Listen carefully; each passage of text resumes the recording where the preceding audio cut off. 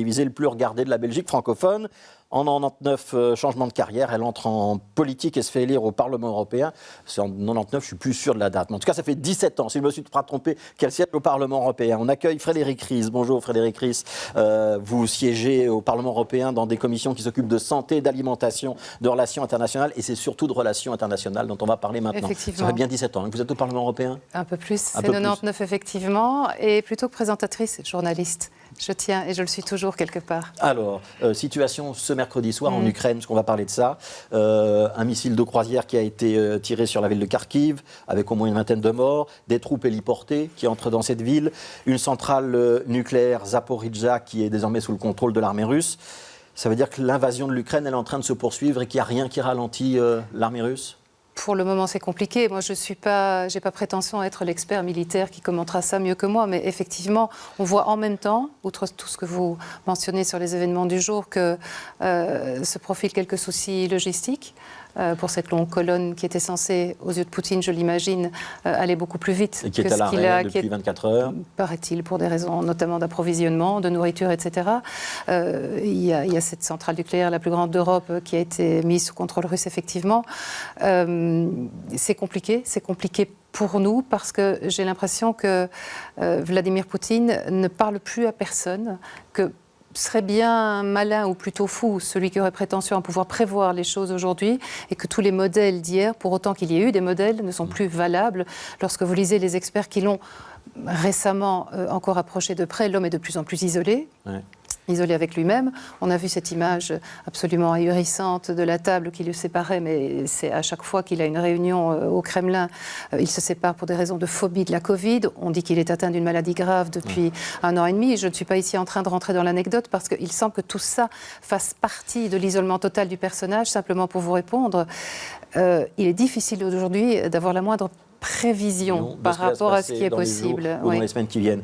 Au bout de cette invasion, il y a quoi ? L'annexion pure et simple de l'Ukraine par la Russie, son occupation, une partition du dans pays. Ce cas-là, oui.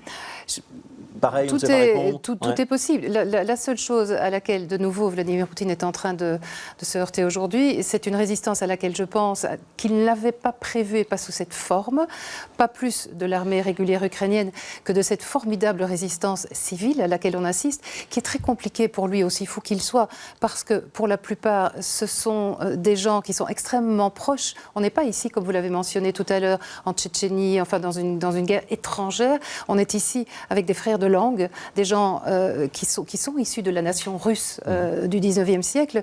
Et donc, cette résistance civile, il n'avait pas compté dessus. Donc, il a eu beau promettre qu'il ne toucherait pas les civils. Il est en train de bombarder des immeubles de résidentiels. Volodymyr Zelensky qui a fait un appel, mais poignant. Vous l'avez dit, je suis là depuis 22 ans, 23 ans. J'ai assisté à quelques grands moments au Parlement européen, des moments vraiment poignants, émouvants, porteurs, fondateurs. Hier, c'était la première fois qu'on parlait à un président, à un chef d'armée en guerre, sous menace d'occupation, sous menace d'assassinat. Oui. Vladimir Poutine a quand même prévu qu'il serait sa cible numéro 1. Oui. Donc, est-ce que ça veut dire, tout ça, que malgré toutes les sanctions qu'on a mises en place au niveau de l'Union européenne, qui sont des sanctions graduelles, elles sont aujourd'hui insuffisantes. Oui, on est en phase 3 quasiment. On n'arrive toujours pas à stopper l'armée russe. Non, les sanctions n'avaient pas, à mon sens, vocation à stopper. Ouais. De toute façon, je pense très sincèrement, de nouveau, je ne me mets pas dans sa tête et je ne le voudrais pas, mais je pense qu'il avait intégré tout ça. Ce n'est pas la première fois qu'il est victime de sanctions. Il y en a eu en 2014 qui ont eu un impact. Mais à un moment donné, vous savez, la petite musique des autres, cette 5e colonne financée par Poutine depuis des années, surtout en France, mais dans certains autres pays, qu'on serait en train, en armant, par exemple, à la frontière, pour protéger les frontières otaniennes, etc., de donner des chances au scénario d'une 3e guerre mondiale. Je note que c'est une musique qui n'a pas beaucoup de sens pour le moment. Non, simplement pour dire que les sanctions, on devait les prendre. Et il en faudra d'autres si, imaginons qu'il y ait des exactions commises contre des civils, il y a deux choses possibles. Des bombes sales qui seraient utilisées, il faudra monter encore d'un cran. C'est passer à un armement non conventionnel ou à ce que je disais, l'élimination de Zelensky. Qu'est-ce qu'on fait dans ce cas-là ? Alors, on a parlé dans le débat dans ce cas-là, on passe à l'échelon supérieur. Mais très franchement, on est aujourd'hui, on a mis en place un arsenal, je parle de façon militaire, mais c'est presque ça, de sanctions qui est totalement inédit, financière, économique, diplomatique, qui vise les oligarques.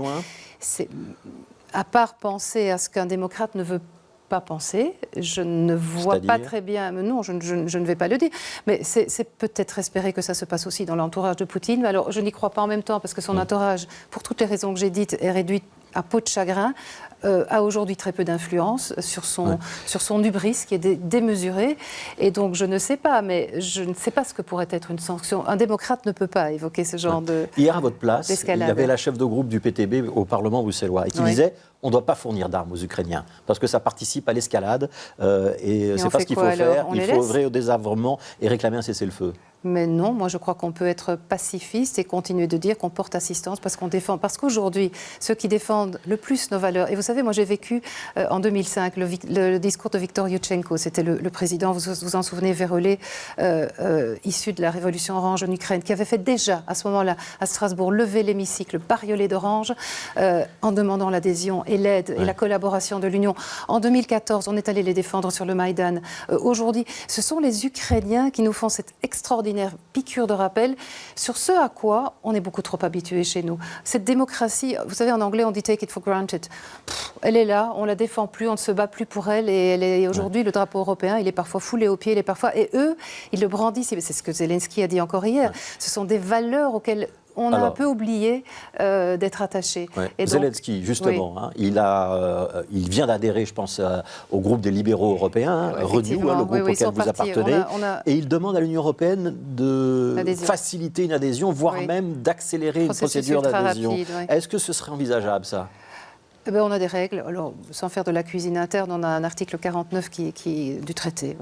Voilà, on a un livre de règles sur lesquels il est difficile, sauf à créer, critères, d'abord, des critères de convergence économique. Il demande le statut de candidat. Là, déjà, il y a des règles. Bon, mais ça, ce sera, je pense, assez facile. Il suffit d'être un État européen, effectivement, et un État de droit. Après, c'est un processus qui est long. Il y a 5 pays pour le moment. Je mets même la Turquie à part, mais il y a 4 pays qui sont dans le processus d'adhésion et qui ont le statut de candidat pour le moment. C'est un processus qui est long. La Finlande, à l'époque, en 95, avait mis 4 ans. À partir du moment... Pour les États, les républiques baltes, par exemple, c'était un peu plus long. Or, elles étaient assez proches de notre acquis communautaire. Ça a quand même mis une dizaine d'années. Donc, c'est compliqué. Mais je pense que, symboliquement, et c'est ce que nous avons voté hier, sauf quelques-uns, à l'extrême droite et à l'extrême gauche. Oui, l'extrême droite, toujours, cette 5e colonne qui ne touche pas à Vladimir Poutine, qui ne vote pas non plus l'assistance il y a un mois. On ne les aide pas non plus, parce qu'ils ne se cachent pas derrière ils ne votent pas non plus l'assistance. On a voté effectivement un texte un peu plus en concordance avec le livre de règles qui dit qu'effectivement, nous allons tout faire pour favoriser, parce que symboliquement, effectivement, c'est important. Et puis de toute façon, il faut une adhésion de 27 États membres qui ne sont pas tout à fait... Non, ça prend du temps, mais surtout, il y a quelques divergences sur la question. Est-ce que ce qui est en train de se passer n'est pas le meilleur plaidoyer qu'on pouvait avoir pour créer enfin et développer une défense européenne. Une union de la défense, bien évidemment. Moi, je pense que Poutine, l'histoire le dira un jour, il va peut-être gagner sur le court terme avec, comme vous le disiez, une série de scénarios possibles, une armée d'occupation, des choses plus violentes, je ne sais pas. Mais sur le moyen et sur le long terme, il a réussi à faire tout le contraire de ce qu'il avait l'intention de faire. Il renforce l'Union européenne, il la rappelle à ses fondamentaux et comment. Mais donc il nous faudra une défense commune. Il redonne des couleurs à l'OTAN, il relance, pas qu'il relance, il lance en réalité, parce que toutes ces discussions sur la défense commune étaient un peu velléitaires jusqu'ici. Donc il lance véritablement ce débat sur la nécessité, comme le dit Emmanuel Macron, d'une véritable mutualisation de nos efforts de défense et de sécurité. C'est essentiel. Pour le moment, on voit bien que l'OTAN envoie des troupes en ordre... Voilà, mais, est-ce que vous frémissez quand vous pensez que ça aurait pu être Donald Trump qui était à la tête des États-Unis aujourd'hui? Mais vous savez que j'entends et je lis des trolls. J'avais aussi, c'est bon, on est journaliste ou pas, je lisais beaucoup Kasparov aussi. Il avait quand même dit, Donald Trump, que l'OTAN, ça ne l'intéressait plus beaucoup et qu'il fallait en sortir. Mais il y a plein de trolls aujourd'hui qui disent que si c'était Trump en face, ça ne se passerait pas. Donc vous voyez qu'il y a un degré d'analyse qui dit parce qu'il paraît qu'entre... Dictateur givré, on se parle un peu, pardon, je ne devrais pas. Mais bon, je ne suis pas ministre. Ouais. Mais donc, on voit pas. Une mais je ferai effectivement, mais bien évidemment. Et aujourd'hui, c'est au niveau de l'OTAN que ça se passe. Et heureusement, en termes de force dissuasive. Merci beaucoup, Frédérique Ries. Merci d'avoir été avec nous, donc députée européenne pour le mouvement réformateur.